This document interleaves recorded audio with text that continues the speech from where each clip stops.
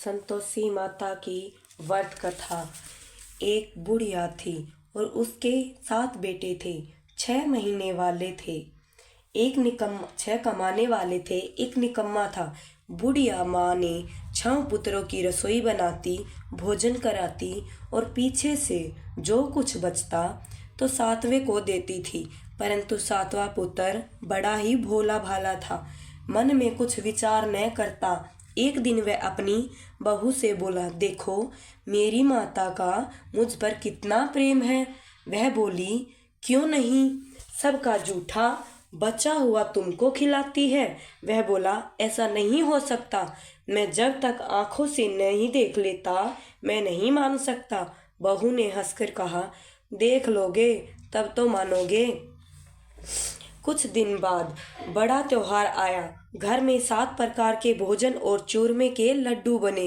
वह जांचने के लिए शर्त के दर्द का बहाना कर पतला कपड़ा सिर पर ओढ़कर रसोई घर में सो गया और कपड़े में से सब देखता रहा। 6 भाई भोजन करने आए। उसने देखा माँ ने उनके लिए सुंदर सुंदर आसन बिछाए, 7 प्रकार की रसोई परोसी। वह आग्रह करके जिमाती रही। वह देखता रहा। 6 भाई भोजन कर उठ, तब माँ ने उनकी जूठी थालियों से एक लड्डुओं के टुकड़ों को इकट्ठा कर करके एक लड्डू बनाया। जूठन साफ कर बुढ़िया माई ने माँ पुकारा, उठ बेटा, 6 भाइयों ने भोजन कर लिया है, अब तू ही बाकी है, उठ भोजन कर ले। वह कहने लगा, माँ मुझे भोजन नहीं करना, मैं परदेश जा रहा हूँ। माता ने कहा, कल जाना हो तो आज ही जा। वह बोला, हाँ हाँ जा रहा हूँ। यह कहकर वह घर से निकल गया। चलते चलते समय बहू की याद आई। वह गौशाला में कंडे थाप रही थी। जाकर बोला, हम जावे परदेश को आवेंगे कुछ काल, तुम रहियो संतोष से धर्म आपना पाल। 2 निशानी आपनी देख धरूं मैं धीर, सुधी मत हमारी बिसारियो रखियो मन गंभीर। वह बोला, मेरे पास तो कुछ नहीं, यह अंगूठी है, सो ले लो और अपनी कुछ निशानी मुझे दो। वह बोली, मेरे पास क्या है, यह गोबर भरा हाथ। यह कहकर उसकी पीठ पर गोबर के हाथ की थाप मार दी और वह चल दिया। चलते चलते दूर देश में पहुंच गया। वहां पर एक साहूकार की दुकान थी। वहां जाकर बोला, सेठ जी मुझे नौकरी पर रख लो। साहूकार को जरूरत थी। साहूकार ने कहा, काम देखकर दाम मिलेंगे। साहूकार की नौकरी मिली। वह सवेरे 6 बजे से 12 बजे रात्रि तक काम करने लगा। कुछ दिन में दुकान का लेन देन, हिसाब किताब, ग्राहकों को माल बेचना, सारा काम करने लगा। साहूकार के 6-10 नौकर थे। वे सब चक्कर खाने लगे। यह बहुत होशियार बन गया। सेठ जी ने भी काम देखा और 3 महीने में ही उसे मुनाफे का साझीदार बना लिया। 12 वर्ष में वह नामी सेठ बन गया और मालिक सारा कारोबार उस पर छोड़कर बाहर चला गया। इधर बहू पर क्या बीती सो सुनो। सास ससुर उसे दुख देने लगे। सारी गृहस्थी का काम कराकर उसे लकड़ी लेने जंगल में भेजते। इस बीच घर की रोटियों के आटे से जो भूसी निकलती उसकी रोटी बनाकर रख दी जाती और फूटे नारियल की नरेली में पानी दिया जाता। इस तरह दिन बीतते रहे। एक दिन वह लकड़ी लेने जा रही थी कि रास्ते में बहुत सारी स्त्रियां संतोषी माता का व्रत करती दिखाई दी। वहां वह खड़ी होकर कहने लगी, बहनों, यह तुम किस देवता का व्रत करती हो और इसके करने से क्या फल होता है? इस व्रत के करने की क्या विधि है? यदि तुम इस व्रत का विधान मुझे समझाकर कहोगी तो मैं तुम्हारा बड़ा एहसान मानूंगी। तब उनमें से एक स्त्री बोली, सुनो, ये संतोषी माता का व्रत है। इसके करने से निर्धनता, दरिद्रता का नाश होता है, लक्ष्मी आती है, मन की चिंताएं दूर होती हैं, घर में सुख होने से मन को प्रसन्नता और शांति मिलती है, निपुत्र को पुत्र मिलता है, प्रीतम बाहर गया हो तो शीघ्र आ जाता है, कुंवारी कन्याओं को मनपसंद वर मिलता है, राजद्वार में बहुत दिनों से मुकदमा चलता हो तो खत्म हो जाता है। कलह कलेश की निवृत्ति हो, सुख शांति हो, घर में धन जमा हो, पैसा जायदाद का लाभ होता है तथा और भी मन में जो कुछ कामना हो सब इस संतोषी माता की कृपा से पूरी हो जाती है, इसमें संदेह नहीं। वह पूछने लगी, यह व्रत कैसे किया जावे, यह भी बताओ तो बड़ी कृपा होगी। स्त्री कहने लगी, 1.25 आने का गुड़ चना लेना, इच्छा हो तो 5.25 आने का लेना या 1.25 रुपये का भी सहूलियत अनुसार लेना। बिना परेशानी, श्रद्धा और प्रेम से जितना भी बन सके सवाया लेना। 5.25 पैसे से 5.25 आने तक, इससे भी ज़्यादा शक्ति और भक्ति अनुसार गुड़ और चने ले। हर शुक्रवार को निराहार रह कथा कहना सुनना, इसके बीच कर्म टूटे नहीं। लगातार नियम पालन करना। सुनने वाला कोई न मिले तो घी का दीपक जलाकर उसके आगे जल के पात्र को रख कथा कहना, परंतु नियम न टूटे। जब तक कार्य सिद्ध न हो नियम पालन करना और कार्य सिद्ध हो जाने पर व्रत का उद्यापन करना। 3 मास में माता पूरा फल प्रदान करती है। यदि किसी के खोटे ग्रह हो तो वो भी माता 1 वर्ष में अवश्य सिद्ध करती है। कार्य सिद्ध होने पर ही उद्यापन करना चाहिए, बीच में नहीं। उद्यापन में 2.5 सेर आटे का खाजा तथा इसी अनुसार से खीर तथा चने का साग करना। 8 लड़कों को भोजन कराना। जहाँ तक मिले देवर, जेठ, भाई, बंधु, कुटुंब के लड़के लेना। न मिले तो रिश्तेदारों और पड़ोसियों के लड़के बुलाना, उन्हें भोजन करा यथाशक्ति दक्षिणा दें। माता का नियम पूरा करना। उस दिन घर में कोई खटाई ना खावे। यह सुन बुढ़िया की बहू चल दी। रास्ते में लकड़ी के बोझ को बेच दिया और उन पैसों से गुड़ चना ले माता के व्रत की तैयारी कर आगे चली और सामने मंदिर देख पूछने लगी, यह मंदिर किसका है? यह कहने लगी, यह संतोषी माता का मंदिर है। यह सुन माता के मंदिर में जा माता के चरणों में लौटने लगी। विनती करने लगी, माँ मैं दीन हूँ, निपट मूर्ख हूँ, व्रत के नियम कुछ नहीं जानती, मैं बहुत दुखी हूँ। हे माता जगजननी, मेरा दुख दूर कर, मैं तेरी शरण में हूँ। माता को दया आई। एक शुक्रवार बीता कि दूसरे शुक्रवार को ही उसके पति का पत्र आया और तीसरे को उसके भेजा हुआ पैसा आ गया। यह देखकर जेठानी मुंह सिकोड़ने लगी, इतने दिनों इतना पैसा आया, इसमें क्या बढ़ावा है? लड़के ताने देने लगे। काके के पास अब पत्र आने लगे, रुपया आने लगा। अब तो काकी की खातिर बढ़ेगी, अब तो काकी बुलाने से भी नहीं बोलेगी। बेचारी सरलता से कहती, भैया पत्र आवे रुपया आवे तो हम सबके लिए अच्छा है। ऐसा कहकर आंखों में आंसू भरकर संतोषी माता के मंदिर में आ मातेश्वरी के चरणों में गिरकर रोने लगी। माँ, मैंने तुमसे पैसा नहीं मांगा, मैंने पैसे से क्या काम है, मुझे तो अपने सुहाग से काम है, मैं तो अपने स्वामी के दर्शन और सेवा मांगती हूँ। तब माता ने प्रसन्न होकर कहा, जा बेटी, तेरा स्वामी आएगा। यह सुन खुशी से बावली हो घर जाकर काम करने लगी। अब संतोषी माँ विचार करने लगी, इस भोली पुत्री से मैंने कह तो दिया कि तेरा पति आएगा, पर आएगा कहाँ से? वह तो इसे सपने में भी याद नहीं करता है, इसे याद दिलाना तो मुझे ही जाना पड़ेगा। इस तरह माता उस बुढ़िया के बेटे के पास जाके सपने में प्रकट होके कहने लगी, साहूकार के बेटे सोता है या जागता है?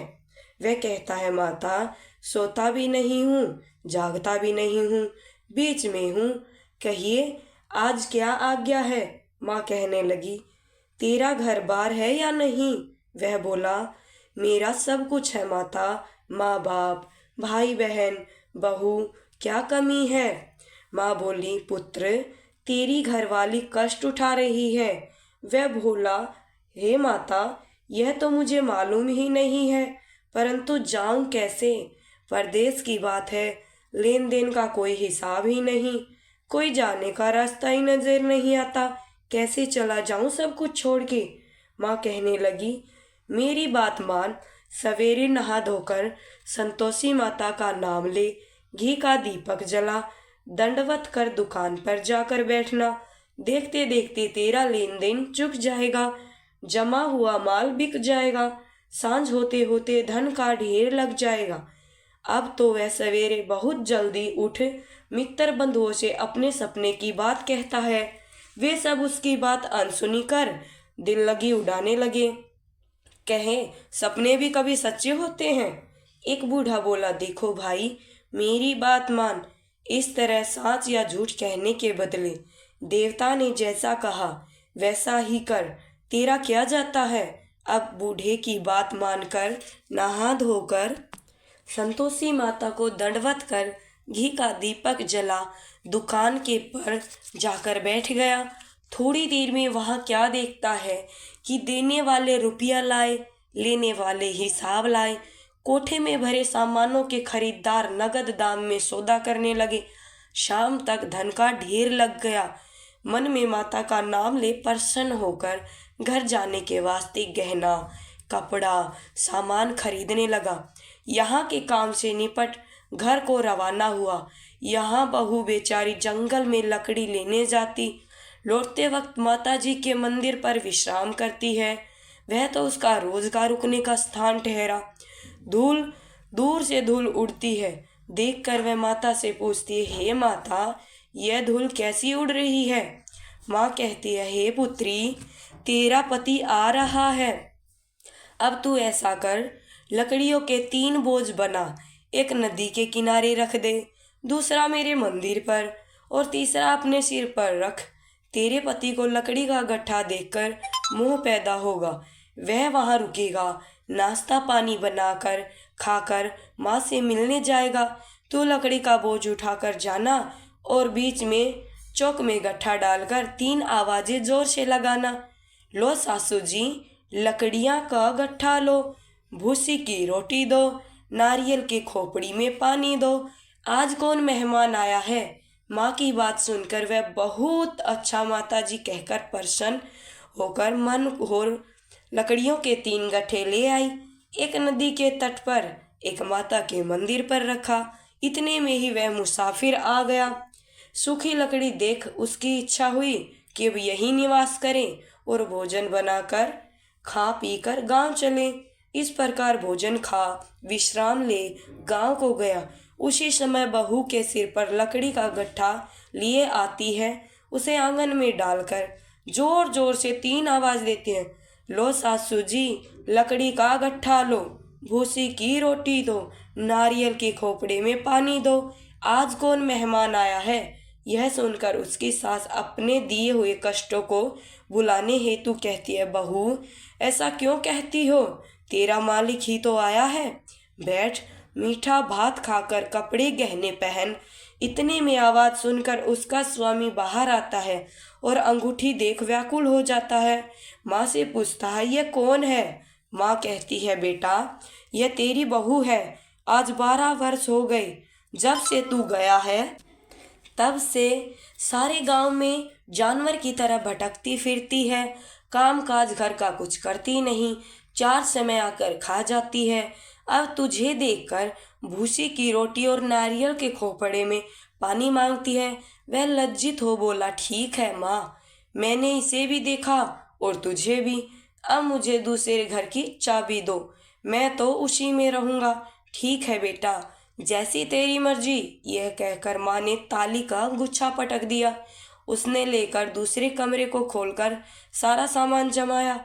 एक दिन में ही वहां राजा के महल जैसा ठाठ बाट बन गया। अब क्या था, वह सुख भोगने लगी। इतने में अगला शुक्रवार आया। उसने अपने पति से कहा, मुझे माता का उद्यापन करना है। उसका पति बोला, बहुत अच्छा, खुशी से कर ले। तुरंत ही वह उद्यापन की तैयारी करने लगी। जेठ के लड़के को भोजन के लिए कहने लगी। उसने मंजूर किया, परंतु पीछे जेठानी अपने बच्चों को सिखाती है, देख रे, भोजन के समय सब लोग खटाई मांगना, जिससे उसका उद्यापन पूरा ना हो। लड़के जिमने आए, खीर पेट भरकर खाई, परंतु बाद में बात याद आते ही कहने लगे, हमें कुछ खटाई खाने को दो, खीर खाना हमें भाता नहीं। देखकर अरुचि होती है। लड़के उठ खड़े हुए, बोले, पैसे लाओ। भोली बहू कुछ नहीं जानती थी, सो उन्हें पैसे दे दिए। लड़के उसी समय उठ करके इमली लेकर खाने लगे। यह देखकर बहू पर माता जी ने कोप किया। राजा के दूत उसके पति को पकड़ कर ले गए। जेठ जेठानी मनमाने खोटे वचन कहने लगे। लूट लूट कर धन इकट्ठा कर लाया था, सो राजा के दूत उसे पकड़ कर ले गए। अब सब मालूम हो जाएगा जब जेल की रोटी खाएगा। बहू से यह वचन सहन नहीं हुआ। रोती रोती माता के मंदिर में गई और कहने लगी, माता तुमने ये क्या किया? हंसाकर क्यों रुलाने लगी? माता बोली, पुत्री तूने उद्यापन करके मेरा व्रत भंग किया है, इतनी जल्दी सब बातें भुला दी। वह कहने लगी, माता भूली तो नहीं हूँ, न कुछ अपराध किया, मुझे तो लड़कों ने भूल में डाल दिया, मैंने भूल से उन्हें पैसे दिए, मुझे क्षमा कर दो माँ। माँ बोली, ऐसा भी कहीं भूल होती है? वह बोली, माँ मुझे माफ़ कर दो, मैं फिर तुम्हारा उद्यापन करूँगी। माँ बोली, अब भूल मत करना। वह बोली, अब भूल से भी नहीं होगी। अब बताओ वह कैसे आवेंगे? माँ बोली, पुत्री जा, तेरा मालिक तुझे रास्ते में आता मिलेगा। वह निकली, रास्ते में पति आता मिला। उसने पूछा, तुम कहाँ गए थे? वह कहने लगा, इतना धन जो कमाया है उसका टैक्स राजा ने मांगा था, वह भरने गया था। वह प्रसन्न हो बोली, भला हुआ, अब घर चलो। कुछ दिन बाद फिर शुक्रवार आया। वह बोली, मुझे माता का उद्यापन करना है। पति ने कहा, करो। फिर से जेठ के लड़कों को भोजन के लिए कहने लगी। जेठानी एक दो बातें सुनाई और लड़के को सिखा दिया कि तुम पहले ही खटाई मांगना। लड़के गए, खाना खाने से पहले ही कहने लगे, हमें खीर नहीं खानी भाता, जी बिगड़ता है, कुछ खटाई खाने को दो। बहू बोली, खटाई खाने को नहीं मिलेगी, खाना हो तो खाओ। यह कहकर ब्राह्मणों के लड़के लाकर भोजन कराने लगी। यथाशक्ति दक्षिणा की जगह एक एक फल उन्हें दिया। इससे संतोषी माता बहुत प्रसन्न हुई। माता की कृपा होते ही 9वें मास उसके चंद्रमा के समान सुंदर पुत्र प्राप्त हुआ। पुत्र को लेकर प्रतिदिन माता जी के मंदिर को जाने लगी।